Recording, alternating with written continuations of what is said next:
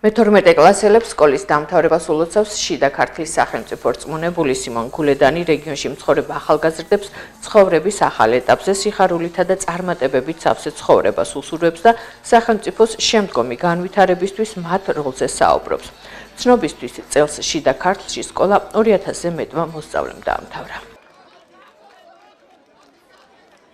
მინდა უსურვო ჩვენ სკოლა დამთავრებულებს რა თქმა უნდა განათლება პირველ რიგში, მინდა უსურვო წინსვლა და მინდა რომ ჩვენი უკვე განათლებული მომავალი ჩვენ რეგიონში დაბრუნდეს ისევ და ჩვენ რეგიონს მოახმაროს ის თავის სწავლა განათლება, რასაც რა თქმა უნდა წლების განმავლობაში მიიღებს. კიდევ ერთხელ მინდა მიულოცო ყველა ახალგაზრდას და სკოლა დამთავრებულს სკოლის დამთავრება, უსურვოთ წარმატებები და ჯანსაღი ცხოვრება გავლენ პერიოდში.